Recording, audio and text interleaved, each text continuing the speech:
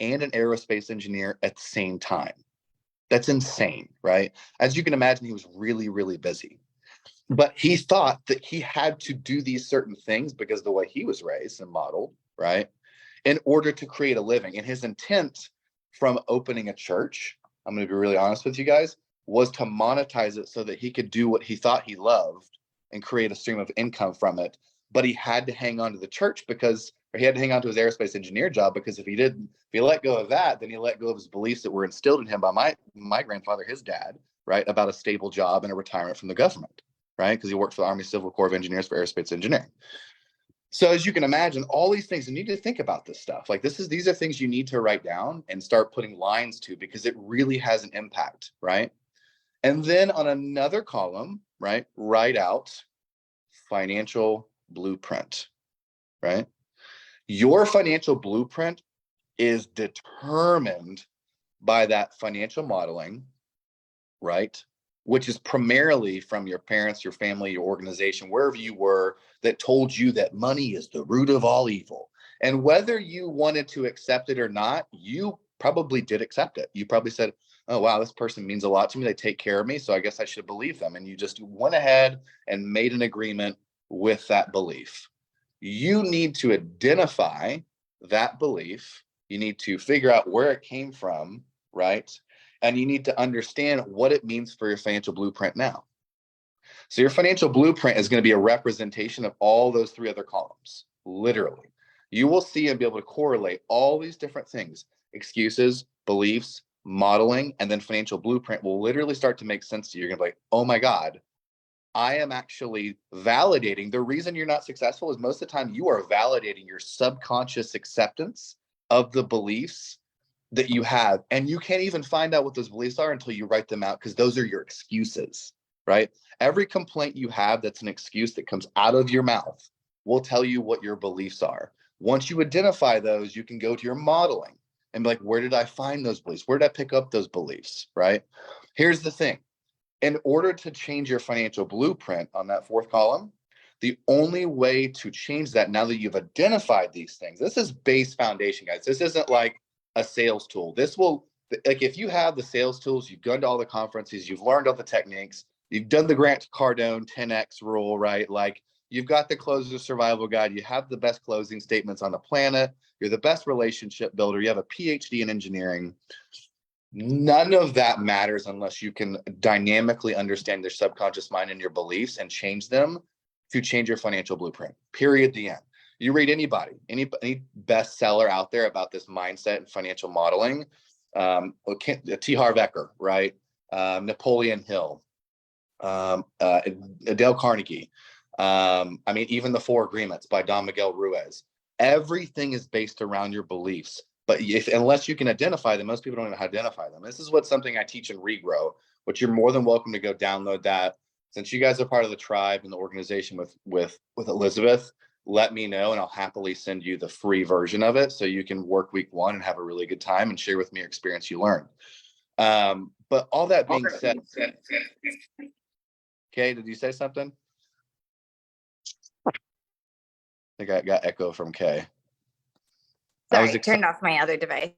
I was like, dang, Kay, I was really so excited about this. No, so I guess where I'm going with this is, now how do you change those beliefs? This is a very fast-forwarded version of what I teach guys. So how do you go and change those beliefs now? You may want to write this stuff down. You 100% have to write this stuff down and see it in front of you at all times so that you can identify this stuff. How do you change it? You have this is where affirmation actually makes a difference, because affirmation, a lot of people think that affirmation and saying, I'm a winner, I'm a cleaner, this is simple, this is fun, this is easy, all that, excuse my BS, right? And just so you guys know, sometimes I will curse, love me or hate me, I just am that way, I'm sorry. But I'm very passionate about what I do. You've got to be able to identify. Once you identify, then you can start doing positive affirmations, because without identification and a disassociation from those beliefs and excuses that you now have on paper in front of you, you cannot change. But you can change your mind. And there's actually a belief, that whole that there's a saying out there that you can't teach an old dog new tricks. That is literally a belief that you picked up somewhere, and that is BS. I have seen people in my life, and I talked to over 3,000 agents within a 3-year period of time. I'm just letting you guys know. My superpower is not closing a lot of deals. It's being really close friends with top producers across the country. I have some friends in Beverly Hills that are doing 500 million gross production with about 10 people. Why? Because their mindsets and their focus on regrowth internally at their base is what's changed. They don't even really do anything fancy. They follow my regrow program from our partner co-marketing partnerships. That's it, right? They found that their base foundation beliefs were way off and they shared them with each other. And now here's the thing. Once you identify those fingerprints, the blueprints, the financial blueprints, once you start to do positive affirmations, so what you want to do, and actually T. Harv Eker does this, and you can read this in T. Harv Eker's book, Secrets to a Millionaire Mind. Highly recommend reading that if you haven't had a chance to do so. But in that book, he'll literally say, after you've identified these excuses, these beliefs, your financial blueprints, the things that you want to change, you want to place your hand over your heart and make an affirmation and say, I am not these things. I do not believe in these things. I am different. I am more successful. And I do not have to accept what these people told me about what I can be to validate my true self, because my value is worth more than that. Right. Highly recommend Secret to a Millionaire Mind by T. Harv Eker. It's amazing. And then place your index finger on your head, on your forehead, or anywhere on your head, and say, I have a millionaire mind. Right. That's the craziest part. So like literally, and T. Harv Eker and even Dr. Maxwell Maltz in Psycho-Cybernetics will say this. Unless you're making physical touch with the vibration of your true beliefs and the excitement and the emotions of what you can change, because you're identifying these things and not disassociating with them, you're going to see way more impact than just saying out loud, looking yourself in the mirror, I'm a winner. This is easy. This is simple. This is great. I'm going to kill it. Those things are great, but without physical validation, disassociation, and identification through understanding beliefs, excuses, modeling, and financial blueprint, you will never be able to use the tools of success that you're paying thousands of dollars for, probably on a yearly basis, to get anywhere, right? But before all of that, guys, while you're doing all that, I wouldn't even focus on this, probably at the same time, but separately within this organization, within EXP as a whole. Before I learned all this stuff, guys, you can ask Elizabeth. I told her I thought very low of EXP as an organization. I stole thousands of people from EXP in my career. I'm not even kidding you. That was the funniest part about it. But when I got on a call, it actually made fun of, I'm pretty sure I made fun of Brian and Elizabeth before getting on the call with them, thinking, oh, they're just going to EXP on me, right? Holy cow, right? I get on a call with Elizabeth and I'm like, oh my God, this amazing woman gets it. And now we're friends, right? And now I'm friends with Rich Tomasini, right? He's an amazing guy. And these people really came in and showed me that it's not about the brokerage, it's about the people, right? So all of my teachings and all my understanding really came like full circle more recently because of Elizabeth. And it honestly is going to change my life in a new way. And that's the best part about this, right? Is that now this information I'm giving you guys, right, you can pass to everybody else that you meet, right? And organically, because your intentions are squeaky clean and just giving them this base foundation information to even use any tools that they've gotten for the last 5 years, you're now going to see what I call an SLA score with yourself. So you'll actually be able to track the data. You're going to be able to search, love, and attract more organically because your intentions are clean and you understand where your beliefs, your excuses, your financial modeling, and your financial blueprint exist, right? And you're able to share that information. Something I really highly recommend too is, again, reading all those books. If you haven't done so already, I've got a slew of books I would recommend. But you can change your mind. And until you change your mind, oftentimes you're going to be in that 96% of business owners that don't make it a decade later, right? And I want to see all of you guys, because of the love that Elizabeth has shown me, fucking thrive, right? Because at the end of the day, nothing really matters except where your mind is And if it's in a positive, like success-minded place where your intentions are squeaky clean, oh my God, I have seen insane growth. And literally, I don't even, to be really frank with you guys, I don't even have to try to convince people. I don't even hardly ever use the word recruiting. The only time recruiting as a word should be used, in my opinion, is internally in a business corporation sense. Human to human interaction and entrepreneurial interaction should be all about attraction, because if you're attracting business, you don't have to sell. You don't have to sell. Like, and if you can change your beliefs to be hyper attractive because your intentions are squeaky clean, you're loving on people, you're not recruiting, you're just searching for people to love on. You share this information, this collaboration with someone over coffee, I can guarantee that people will start to ask you, hey, like, how do you and I like work together? I like this. I like what I'm feeling. This is true growth, right? At its core. This is true watering and modeling of new behavior internally. And it doesn't happen overnight, right? Again, I will say this over and over. Affirmation is great, but without being able to see this all on paper on a consistent basis. And one other thing I would highly recommend on another area of your paper, if you can write it down, is intentions. Intentions, right? Write down your intention statement and look at it every day.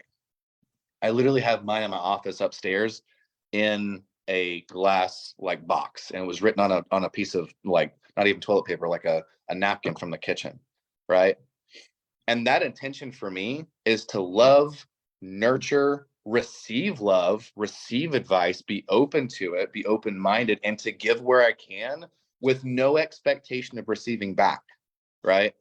And if you guys ever read another book I recommend, again, Dale Carnegie's How to Win Friends and Influence People, highly recommend that book. Why? Because he talks about the number one salesperson in the globe and the world is not a human. It's the puppy dog walking down the street, right? And everyone wants to be the friend with the puppy dog. Everybody wants to pet it. Even the little kids who are extremely innocent, even angry people who probably have anger management issues want to pet the puppy. Why? Because the puppy doesn't talk about itself. It just loves on you. It licks you regardless of who you are, what you believe. And I want you to kind of take that mindset of like, be the puppy out there that is squeaky clean intentions, loves on people, understands your beliefs and your excuses as a human being, understands your financial blueprint as a result, and change your modeling through positive affirmations of understanding those things and make it physical. I highly recommend physicality. Like, I'm a kinesthetic learner as it is. I'm one of those people as an entrepreneur, I have to do something to learn it, right? Like, I have to like go and touch something. I have to type it. I have to do it. Like contract writing, like I need to like write it out and do it myself. Do not tell me what to do. Just tell me, give me the paper so I can do it myself, right? And then tell me what I did wrong after I do it. So I can keep going with this because I'm a total nerd and I love this stuff. But this has really helped me a ton. And if you guys ever get a chance to meet one of my close friends, Nicole Chuck, or even Jeff Fahey, I think he's on this call. I think they can tell you, like, we look at things differently every day. We literally look at things every day differently. I talk to Brian Copeland almost every day, and we're like, dude, like, if your intentions are squeaky clean, you never have to ask for someone to join like your organization. They're wanting to do it, and they tell you when they sign the app. I had like 3 apps signed in the last week, and it's just been people that are like, Dave, like, you showed me love. Let's do this. Let's go in, right? Let's regrow together, right? It's been absolutely amazing. And again, I will say, if you want to know more, if you if you want access to the app for a free week to check it out, or at least the first month, right? I'm happy to send that to you guys. It is game changing. I love it. It's what I learned. It's how I became successful as an entrepreneur. And I'm honestly excited and honored to be here. So thank you, Elizabeth. I hope you guys actually got something from this from the bottom of my heart. I hope you learned something. Love it. Love it. Love it. Love it. I started streaming it late, y'all, in the tribe group. So we've got about 15 minutes we've missed from the front part, but the rest of it's in there. Chris, Look at you with your hand raised. Hi, what's up? You have a question or you're just saying hi? Now you're muted. Sorry, I was trying to applaud for a good point. Cool. I love it. Wrong button, I guess. So y'all open mics, thoughts. Let's have a conversation around this. What Dave is saying. What are some of the struggles that you guys are experiencing right now? What are some of the wins that we're experiencing right now? Let's make the next 20 minutes pretty impactful. Yeah, and if you guys like have like some wins that you share, or maybe some losses that you share, right? We can walk through that live and talk about those excuses as to why you feel that's happening, and then kind of unpack from there. It's actually rather fun. So if you guys want to do that, feel free to throw that out there. Yeah.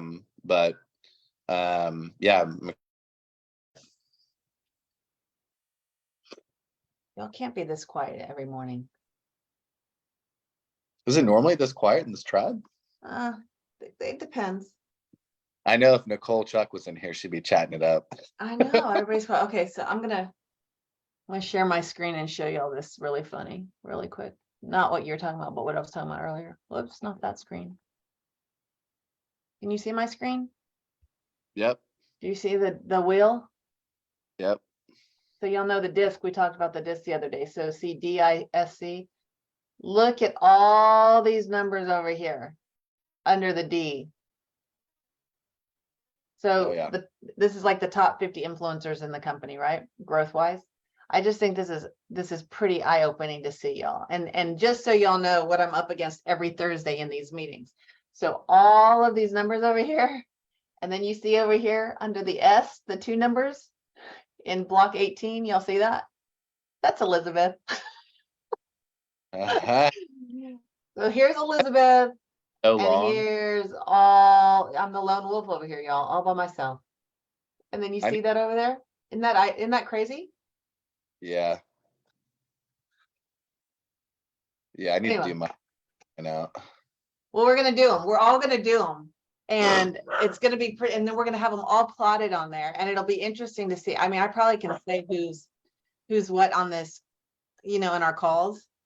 But we talk about communication, and Dave, you talk about your intentions, and you talk about, like everything you just shared. I was thinking about that because I just came up with this call, and the environments that you put yourself in, and you have to, I mean, you can be your own self, but you have to be very adaptable as well. Yep. And every Thursday I'm in these calls with leadership and the top 40, top 50 influencers.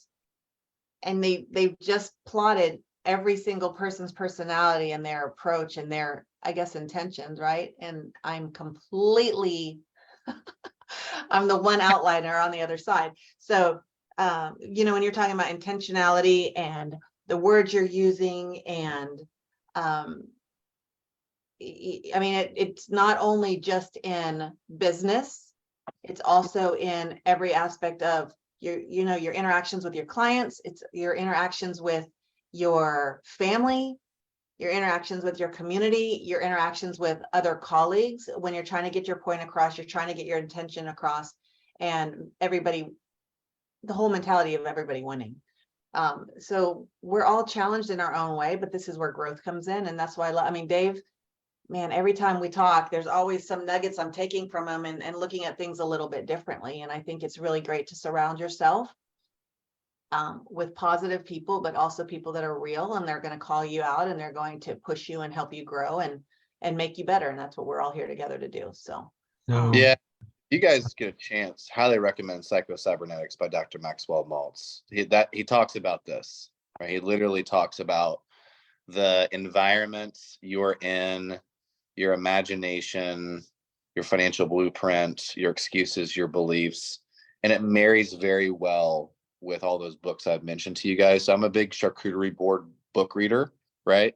I like to read books that are kind of will match up with each other in the mindset of scheme of my growth, right? Jorge, it's there's Psycho-Cybernetics by Dr. Maxwell Maltz. There's Think and Grow Rich by Napoleon Hill. There's How to Win Friends and Influence Others by Dale Carnegie. And I highly recommend checking out one of my favorite mentors in my life and friends, Cliff Ravenscraft. Total nerd like me, loves reading books, but very big on the mindset growth and understanding your foundations. Because again, your foundations are not there, all the tools in the world won't help you at the end of the day. So Dave, this is my first time on this call, What's up? and I'm excited by the information you gave. It's a little different twist. I've been in Brian Buffini coaching for over 20 years. Yeah. And so therefore, listening to you and listening to your, excuses, beliefs, modeling, and financial planning, it's a different twist to it, but, I'd like to hear more. It really, it seems like it's digging a little deeper. And, all the books that you outlined, I've read over the years. And, I think that, you're young and you have a different perspective. And I think that is kind of cool.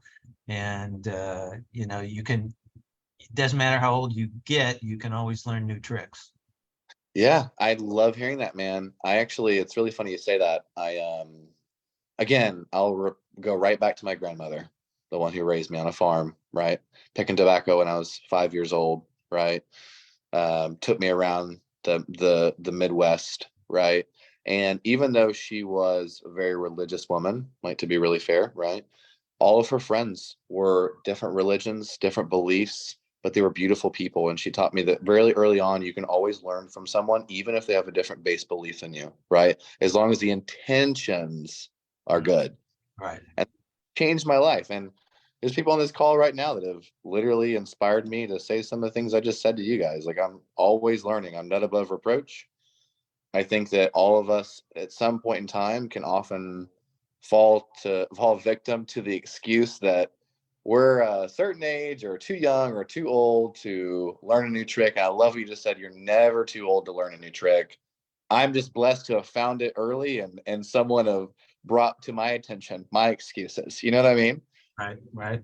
And I'm still catching them too. I'll catch myself. I'll be talking to Brian or Jeff and I'm like, man, this, that, and the other. And I'm like, that's a belief. I just validated a negative belief that I picked up God knows where. I better go look it up, right? The more you can find those, the more you can constantly change your mind. And it's been mind-blowing for me, right? But, and the challenge, I guess, for all of us would be to be in the 4%. Yep. Yeah, I think with what you really do to separate yourself so far from my experience and my mentors and what I've learned and all the agents across the country that I've talked to is never relying on an external source to drive your book of business. Rather, if you have good intentions, if you understand your excuses, if you understand where your beliefs are, and you share that with people organically. And another really good book you guys should read is Money and the Law of Attraction by Andrew Hicks. His wife and him wrote that together, and they combined a lot of Napoleon Hill's teachings, Thinking Rich, with a lot of other different teachings. And they believe that, this one's really good. You guys are going to love this. They believe that, and this blew my mind. You can actually predict and create a future different than you've ever experienced by. He froze again. Mm. So that's Just a when good he was look for getting him. into it. Just when he's getting to. So John, Dave was the reason Dave and his crew were the reason we were down in Atlanta when I got to see you and your team. Right.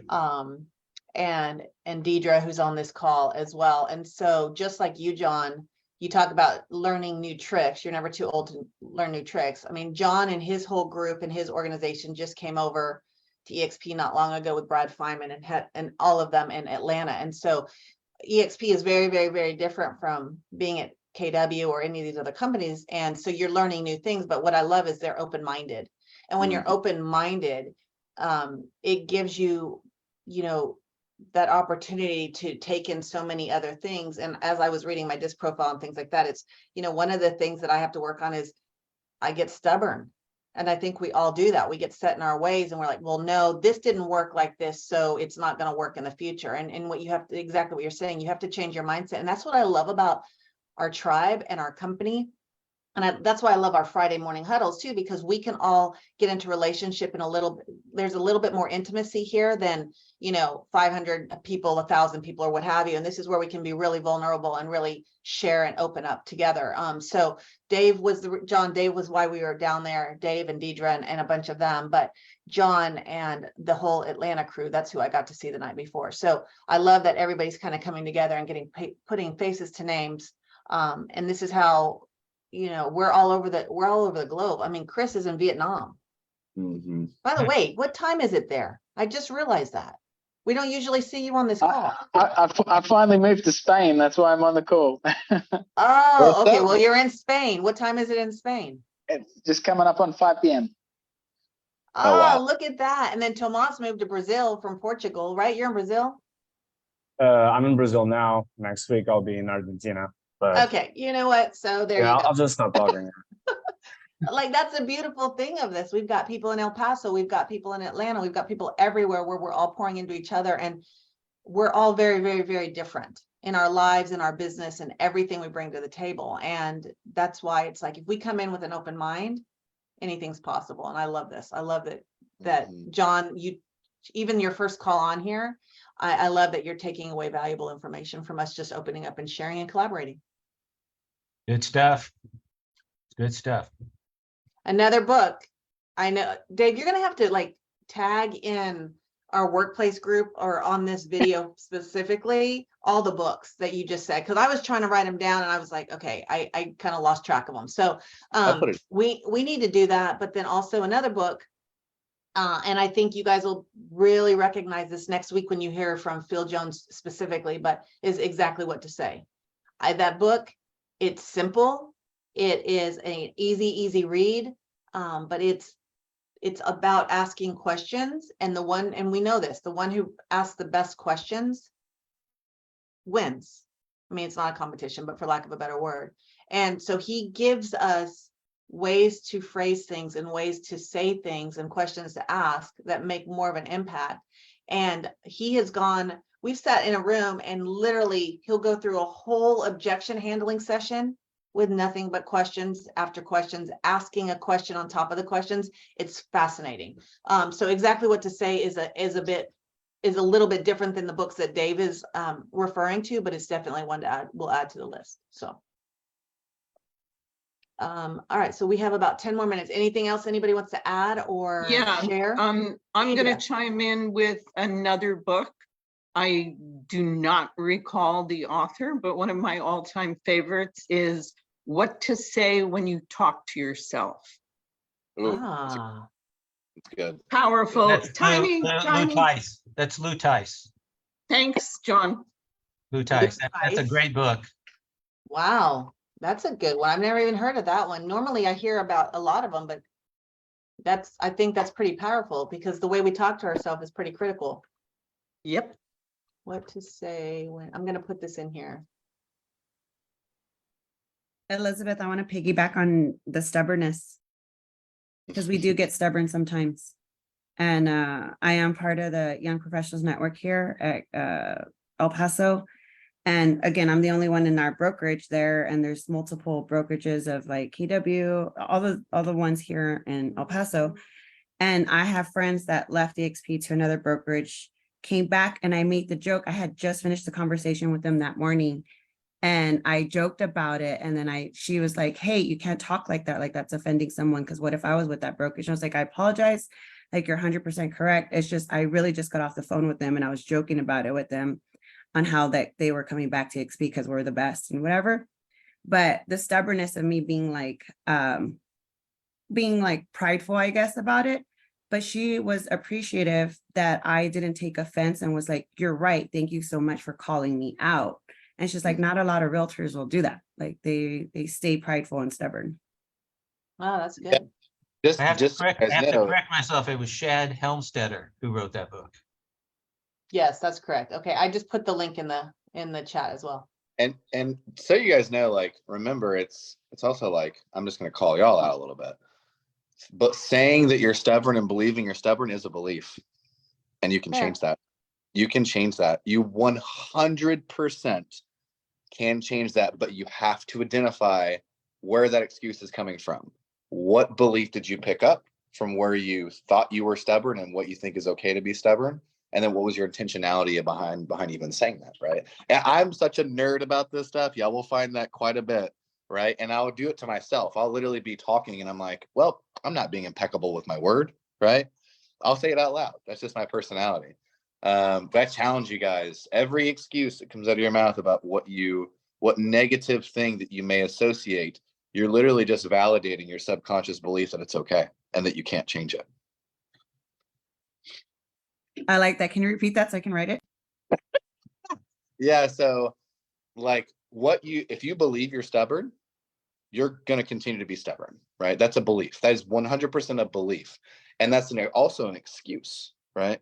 For an action that you're taking because you're validating your subconscious belief somewhere that you picked up early on in life that it's okay to be that way, or you need to be that way. You need to put up a wall of some sort, right?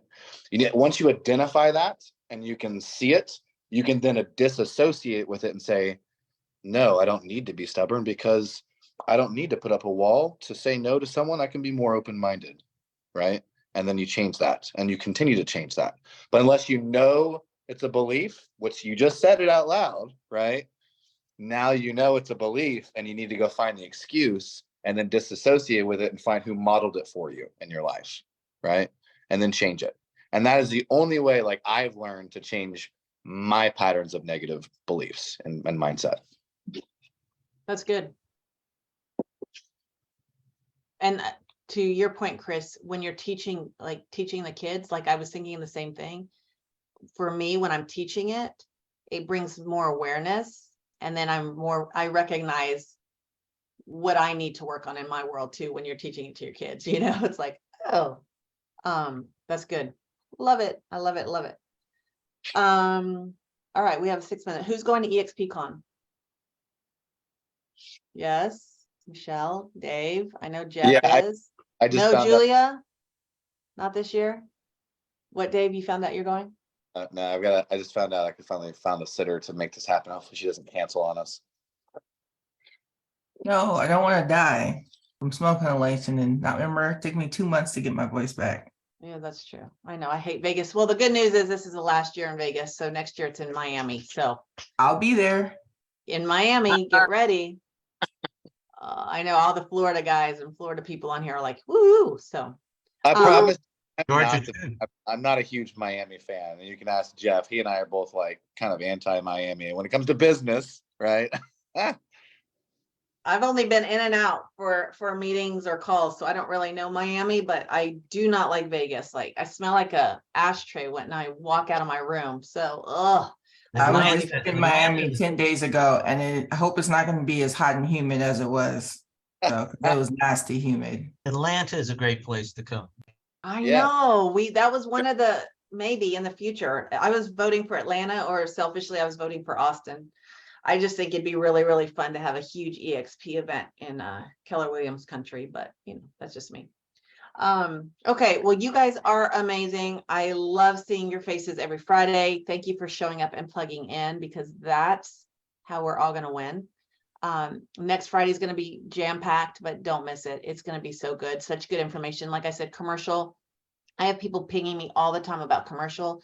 I can talk till I'm blue in the face about EXP. On the residential side, commercial, I'm a little bit fuzzy. So this is a great place for you guys to hear from some of the top leaders and get some valuable information there. And then, like I said, Phil Jones right afterwards. So if you need anything, plug into our group and reach out to us this week. Have an amazing weekend. And hopefully I'll see some of y'all on Tuesday at the tribe meeting. Yep. Brad is out of ICU. He's in a regular room and he is doing great. Awesome. So for y'all that don't know, Brad Feynman was my former team. You guys have heard me over the years talk about Brad Feynman, who's one of my favorite business mentors. He's the one who helped me get into real estate. He was my team leader in Atlanta, Georgia, when I was there originally. He was at KW 22 years, team leader for 16. Finally listened to me and came to EXP last September. So he just had heart surgery on Monday. So if Five John, that is, bypass. yeah, Wow. 5. And he was supposed to have 3 bypasses and they went in and did 5. So John, that is awesome news. We'll keep is. praying for Brad. Please. If you know Brad, they're not gonna keep him sitting still long. So okay, you guys are amazing. If you need anything, let us know, and have an amazing weekend. See y'all. Bye. Thank you, Dave. Thank you. Bye-bye. Bye, thank you.